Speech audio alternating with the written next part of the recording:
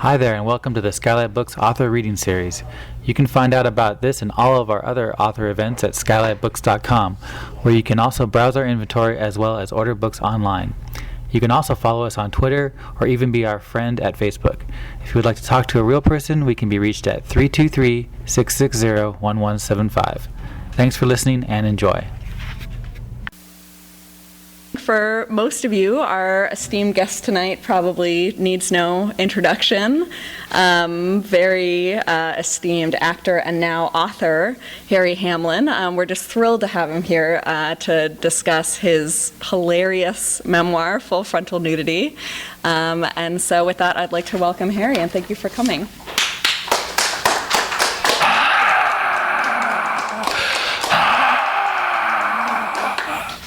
Thanks for showing up on this Sunday in October. Actually, my birthday is next weekend. We could have done this then. I think Judd Apatow is really funny. It would have been fun to hang out with him.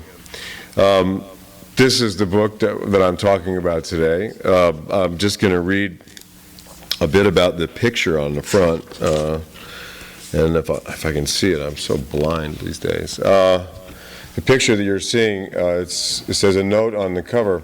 My dad died on April 30th, 1982, while watching the CBS Evening News anchored by Dan Rather. My mother, by the way, thinks that Dan killed my father and thought that until the day she died. 2 weeks later, I received a box with some of his belongings. Among them was the wallet he had in his pocket when he died. I went through it and found this photo of me sandwiched between a couple of credit cards. It's the only picture of me that he ever carried. He kept it in his wallet for 26 years. I was 30 when he died. So obviously he liked that picture of me, and my young, innocent self before all the other stuff that happened between the pages of this book happened. I don't think he would have wanted this picture in his wallet, which is my mugshot. I decided to write this book after I was stopped at the border going into Canada to do a film.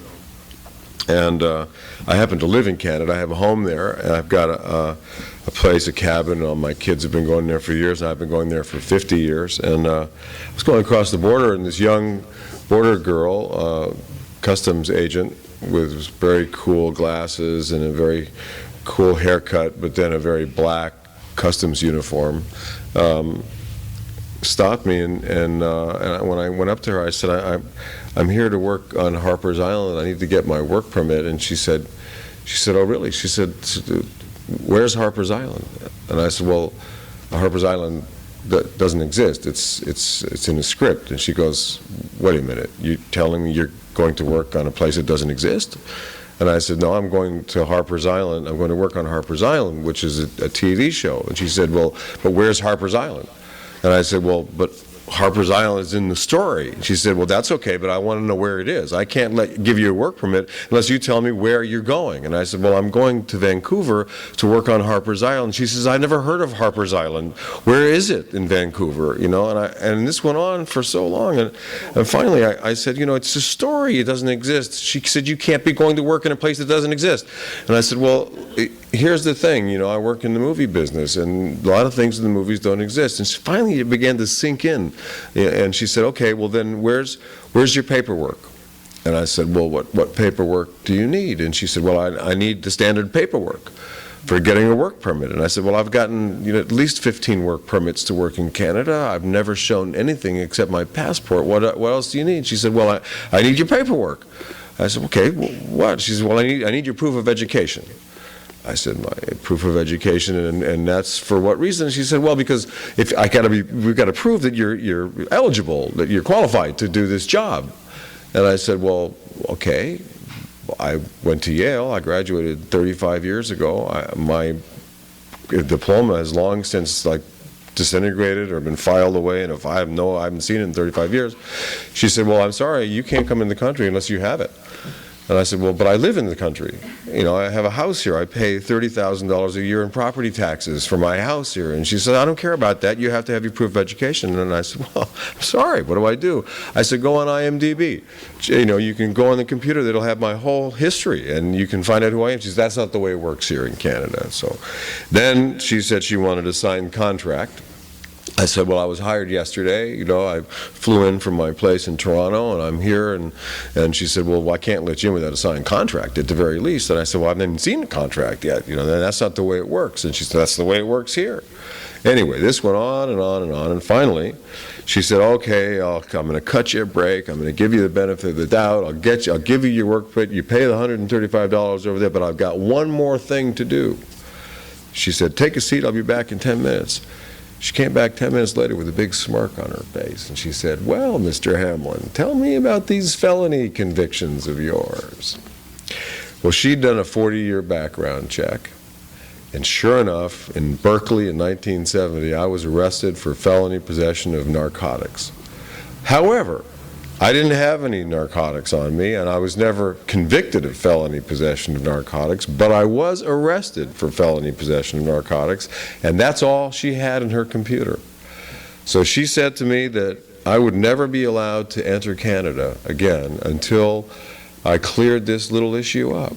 She said, you got to go back to the judge and get a letter from the judge saying that you didn't actually get convicted of this crime. Well, the judge died in 1978. Yeah, so there was no judge to call, and there was, and I went back. I came back to L.A. and I hired a lawyer, and I said, I have a home. My kids are in Canada. I can't go back until I said, what do I do? She said, well, we'll call up all the courts and we'll find out. You know, because I was then arrested in 3 years after that, in 1973, I was arrested in East Hampton for sleeping on the beach. And while the police were cleaning up the sleeping bags, they found a little roach of marijuana, and they said, okay, whose is this? And it wasn't mine, and we all looked at each other as we don't know, and they said, okay, we're arresting all of you for felony possession of narcotics. So we were all arrested again, and I had these 2 felony arrests on my record. And the only time I've ever been in East Hampton, New York, I spent most of the night in jail. which was fun. I mean, they say East Hampton is pretty cool, you know. I got a lot of friends who have houses there that cost more than $30 million, but I've only been there once, and it was behind bars. So I don't know if any of you have been to East Hampton or not, but I highly recommend the jail. It's really cool. So anyway, I was inspired to sit down and write and chart the evolution from this guy to this guy. Okay, and I wrote about the things that happened between the time I was 4 years old to when I was 25. And when I was 25, and the reason this is called full frontal nudity, so a couple reasons why, and I fought like heck with Scribner to change the way this looked here, because you really can't read it, but I like Scribner because they published some really cool authors, like Ernest Hemingway and stuff, so I went with them.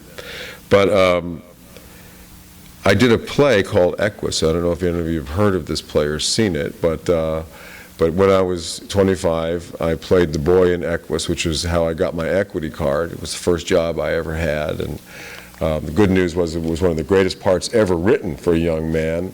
The bad news was that I had to spend the last 20 minutes completely naked on the stage, and so hence the full frontal nudity part. Sometimes, I don't know, I mean, I could read a little bit of this if anybody wants to hear a little bit of it. What do you say? Yeah? I got my glasses on so I can kind of see. My dad was a rocket scientist too in Pasadena, and I actually found, I was going through some of his old papers, and I found a patent that he was given in 1958 or 59, and the artwork for the patent is right here, and I don't, you can't really see it from there, but it's a rocket engine that my father designed. he worked for North American Aviation and Rocketdyne, Caltech, and JPL, and he worked with an ex-Nazi named Wernher von Braun on rockets.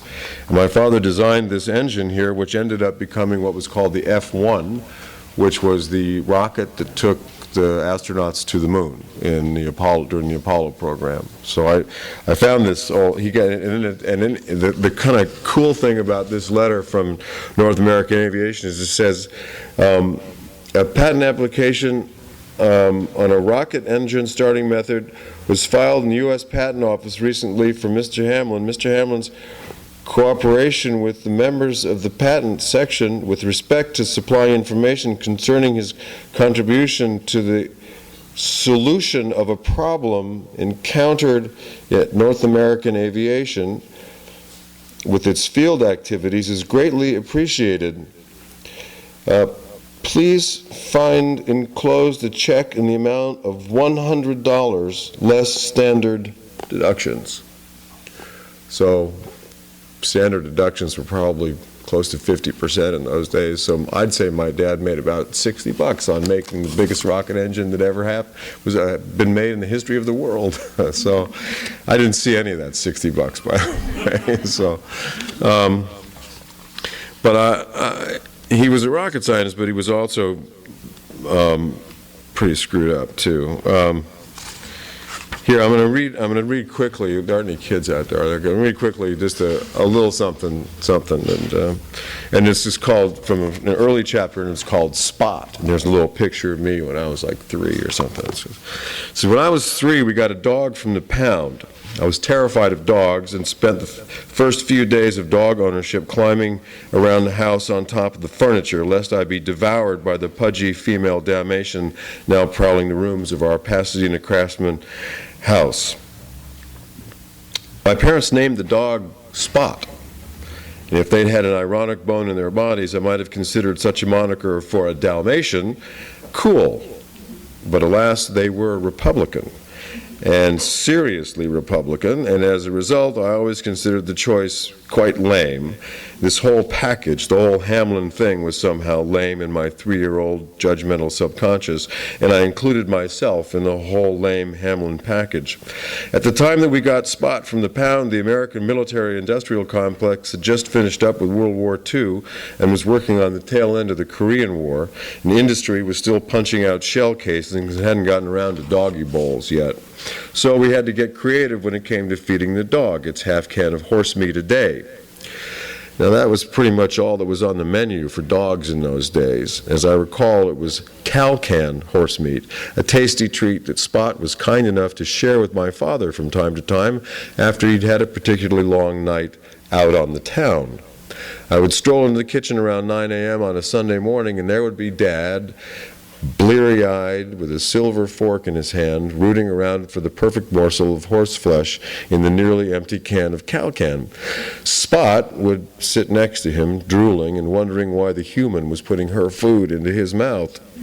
My father had peculiar tastes, and like Leopold Bloom, ate with relish the inner organs of beasts and fowls. Our refrigerator was stocked with everything from pickled pig's feet to calves' brains, which he made us all eat as a ritual Christmas morning breakfast throughout my childhood. We fed Spot her horse meat in all manner of containers and bowls from the kitchen until we finally settled on a metal deep dish bread pan that was just the right size and had really frustrating right angled edges, so the dog would spend hours trying to get the bits that were stuck in the corners. And I now know why dog food is served in round bowls.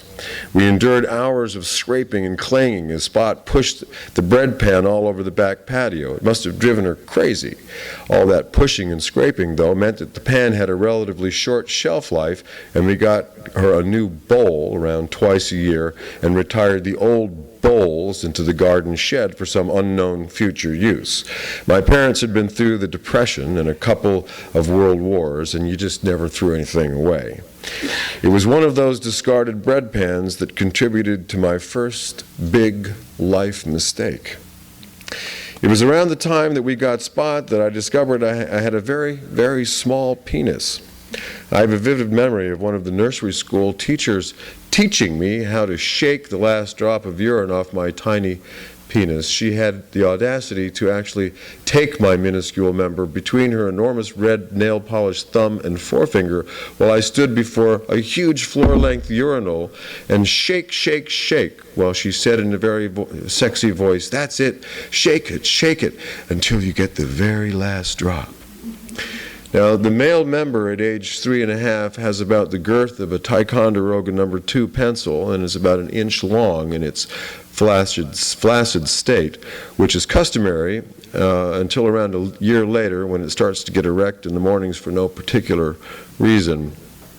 If a man is lucky, it will continue to behave that way forever. That fact notwithstanding, the sight of my little pencil dick being grasped by the gigantic thumb and forefinger of my 20-something nursery school teacher has forever inoculated me with a sense of inadequacy. And from that moment, sex, urine, red nail polish, and the notion that my penis was way too small have been inexorably connected. Perhaps it was this twisted idea that sent me off on my criminal path. It certainly led me to my first big lie, one that has haunted me for 54 years, and one that, thank God, removed the urine part from the above sexual equation. Who knows at what point children recognize their sexuality? I've often wondered if boys start getting those twinges before girls, and how those twinges might manifest themselves. I once had a girlfriend who revealed to me that when she was 8, she slathered her vagina with Bosco and let her basset hound lick it off. Now, since hearing that, I've never looked at basset hounds quite the same way, but thankfully the story had no effect on my opinion of vaginas, and I still enjoy looking at them anytime I can, with or without chocolate sauce. I could go on, but that's kind of the flavor of the book. You can get it. And then you find out, really, I mean, a quite serious rift developed between my mother and me because of an incident involving the dog bowl and my urination. Anyway, that's sort of the tenor of the book. And if you guys, have any questions at all, I'd be happy to answer them. It also describes a stint I did in jail, the fact that I was kicked out of Berkeley after 2 years there, and ended up being transferred to Yale by the dean of men at Berkeley, even though I was thrown out of the university for running a brothel. Any questions on that note? Yep. How did your rocket scientist father feel about you going into acting? I described that. Actually, it's interesting that you asked that in the book. He was also a really good mechanic, my dad, and the day that I was supposed to go off to acting school on a full scholarship, he took the distributor head out of my car and hid it so that I would not leave. He hated the idea. My parents both discouraged me until the end from going into acting, and I had absolutely no support from them along those lines at all. But I didn't know how to do anything else, so, it was actually a good decision. You had a question back there? Yeah, so, I don't know why, but it sounds like you had a complicated relationship with your father, that most people have with their father. How do you think he shaped, the choices you made? Well, I write in here, if I could, I don't know where it is, but he when I was maybe 12 or 13, he came to me and he said, "Son, we need to have a talk." And I thought, well, okay, here we go. It's going to be the birds and the bees. And of course, at 12 and 13, I felt that I knew much more about the birds and the bees than he did, which I probably did. But instead, he took me into his study and he sat me down and he said, "Son, there's one thing that you have to know, and it's the most important thing that I can tell you about life, is that," and he said, "I don't want you ever to forget this. The most important thing about life is that there are no such thing as feelings. Feelings are an illusion. And while you're having them, you're not actually having them. It's it's an automatic response that the chemicals in your body are producing, reacting to a fight or flight sensation. And I think he read a book called Psycho-Cybernetics, which was very popular back in the 60s. And I think that somewhere embedded in that book was this notion that feelings were simply chemical reactions that were taking place between the synapses in our brain, and that they were not to be taken seriously. And I say in the book, and the funny thing is that I remember that moment so completely that I remember the way the sun was coming through the windows and the dust particles that get caught in the sunlight at certain times of the day, and I remember that explicitly. And I remember looking at my dad, you know, this guy who had invented a rocket engine using only a slide rule and a crank slot machine, and I looked at him and I just said, Jesus. I mean, in my brain, I didn't say this to him, but I said, you're full of shit. You know, I mean, I lost 80% of the respect I had for my father in that single moment. And on the other hand, and I say this in the book, there have been times when I have not necessarily been suicidal, but some feelings were so deep in me because of some traumatic emotional events that had happened in my life that I felt helpless. I felt almost suicidal, and I felt like I needed some release somewhere, and I kind of almost wanted to go back to what he said and go, okay, Dad, maybe you're right. Maybe this is just nothing, and when I wake up tomorrow, it's all going to be just nothing. And so now, as I'm older and I look back on it and I think of all the psychotropic drugs that people take and all the antidepressants that people take and how the serotonin works and blah, blah, blah, I mean, certainly there is some truth to the fact that depression is chemical, if we're talking simply about depression. But feelings, on the other hand, I think feelings such as love and compassion and empathy, those things are not ephemeral and they are not illusion.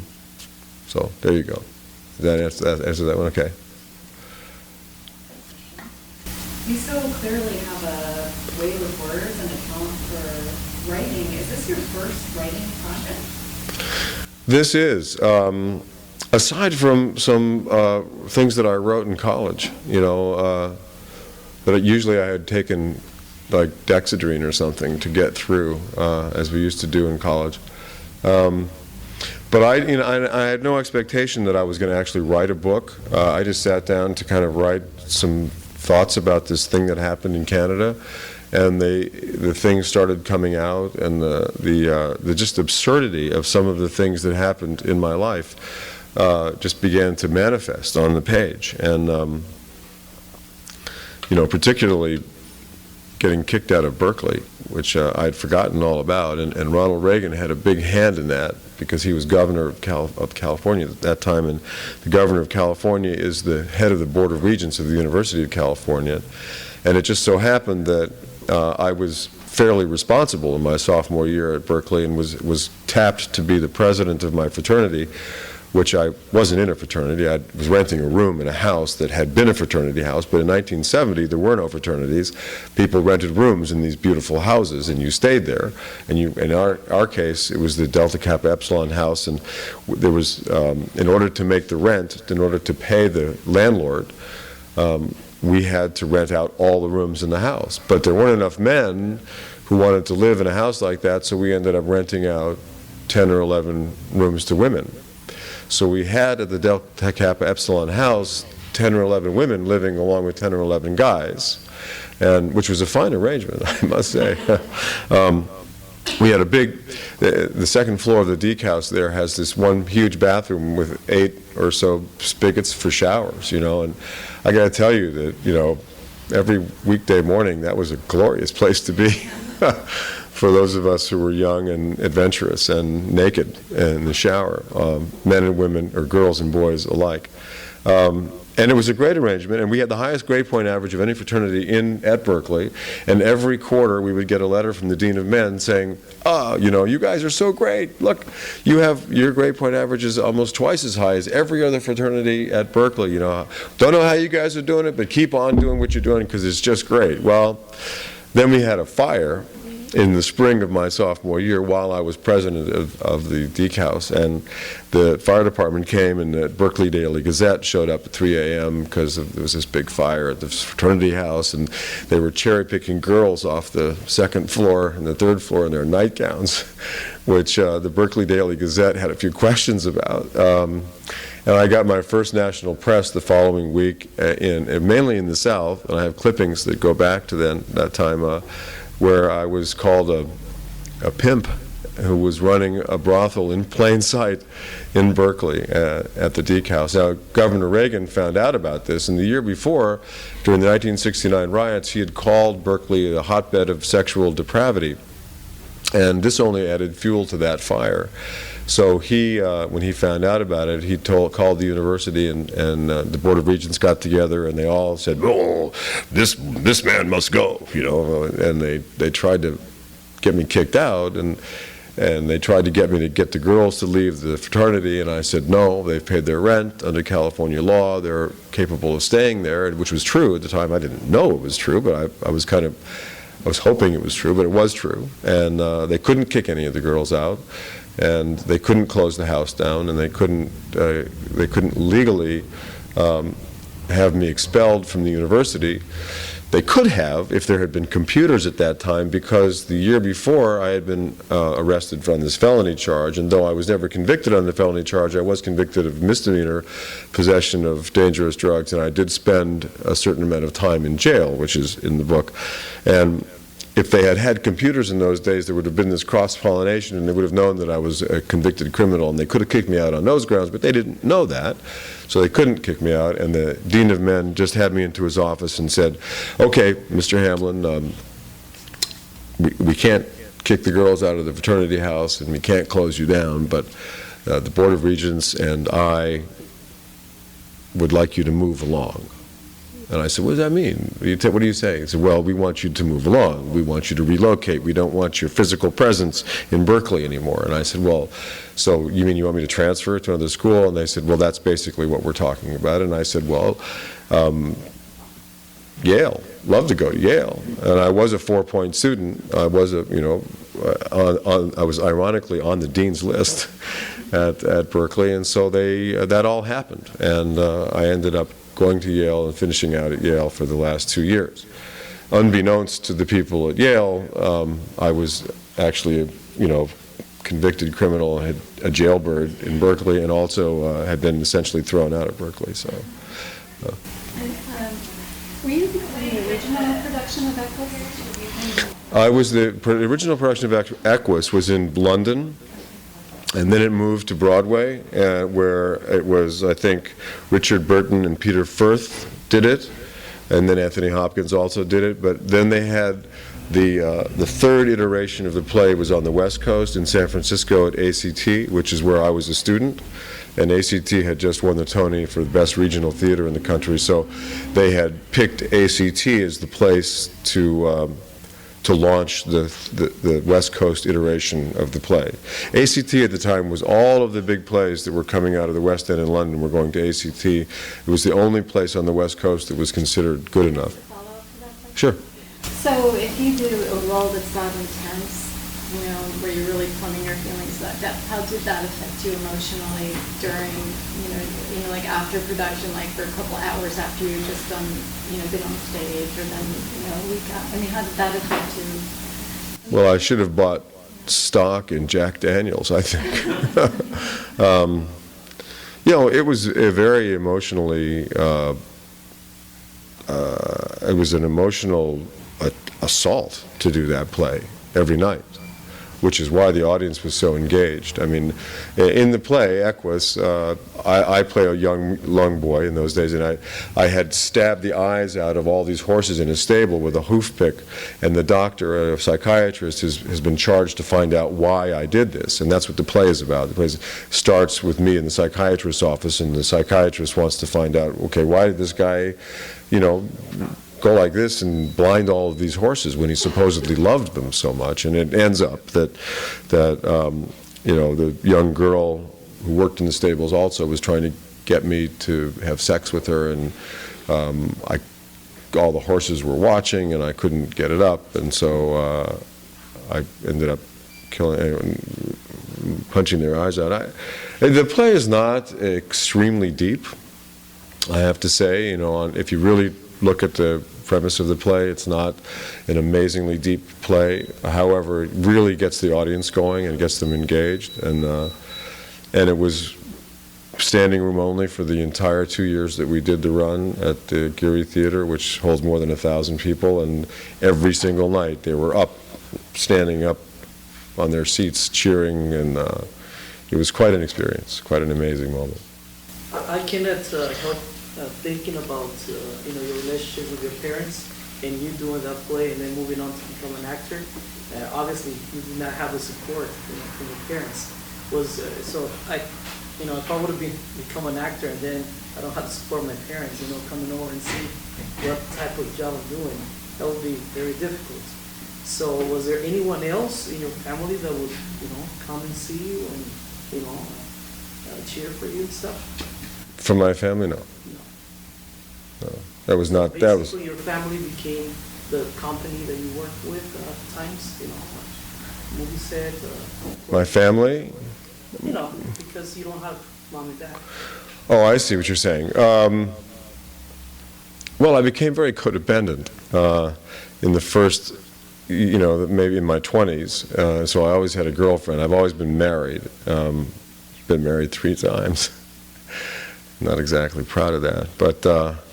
But my third is the charm. My wife now is, I dedicate the book to her, and said I dedicate this book to my beautiful wife, Lisa, and there's a picture of her naked, and I say, who is no stranger to full frontal nudity. She's been in Playboy twice, so can't hide that. She did it. But the first time that she did it, I have to say I was very proud of her, because she came to me one day. She was 8 months pregnant with our first child, and she was doing a show called Melrose Place, and they were having to hide her pregnancy. She was always walking around with big pillows in front of her and stuff. But she came to me and she said, I said, my body is so beautiful right now. This big belly is there's something about it that's so magnificent. She said, I've got to show it off. She said, I'm going to call Hugh Hefner and see if he'll put me in Playboy. And I said, Hugh Hefner doesn't put pregnant women in Playboy. I said, he's all about recreational sex. He's not about procreational sex. You don't want to mention the fact that there's an after effect to a nice night of boning, and I'm sorry to use that term, but nevertheless, that's the way it is. So I give her so much credit, because she had her costumer come into her trailer at Melrose Place, and she took her clothes off, and they took 3 Polaroids of her naked, with her pregnant belly, and she just picked up the phone and called Hugh Hefner and said, I'm Lisa Rinna, I'm doing Melrose Place, and I want to send you 3 pictures of myself naked. And he goes, well, I'm used to that.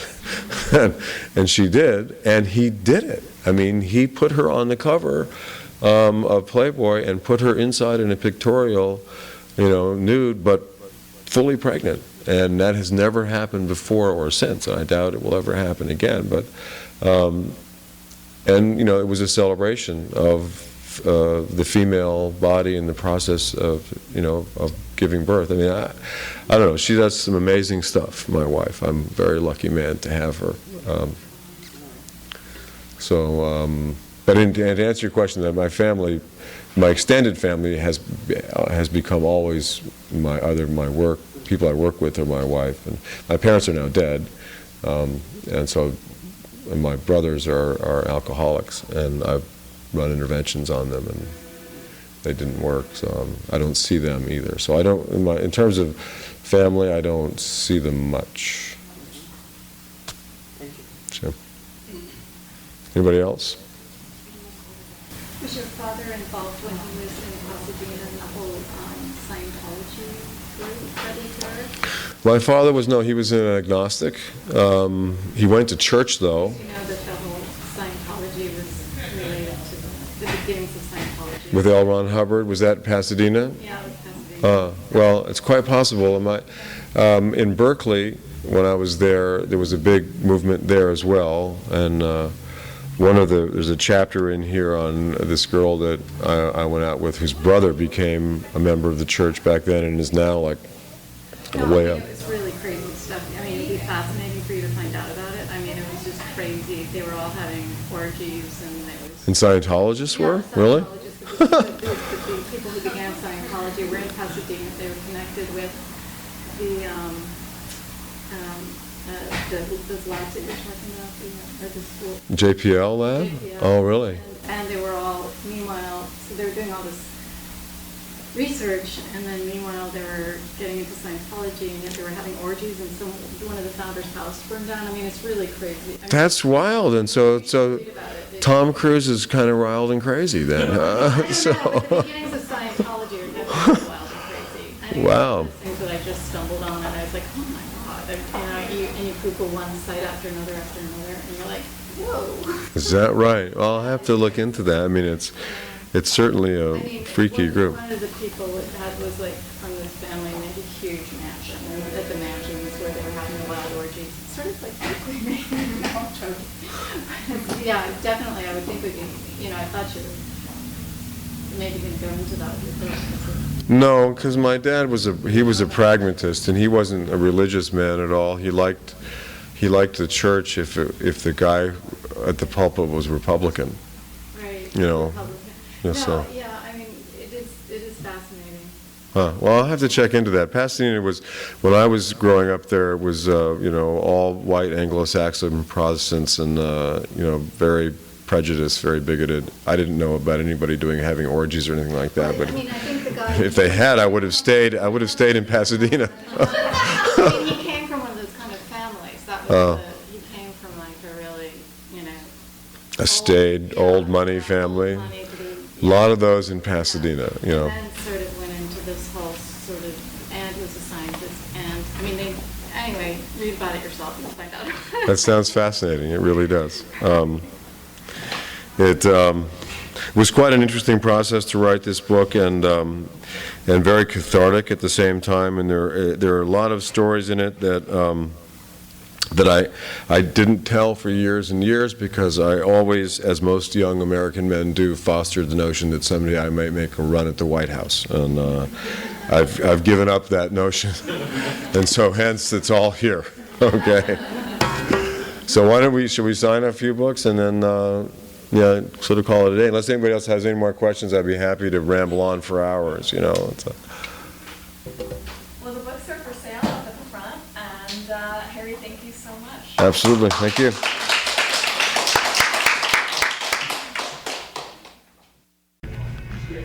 You have been listening to the Skylight Books author reading series. Don't forget that you can check out this and all of our other great podcasts at www.skylightbooks.com. Today's music was provided by Fragile Gang. You can check them out at MySpace, Facebook, and the iTunes Music Store. Thanks for stopping by, and we hope to see you soon.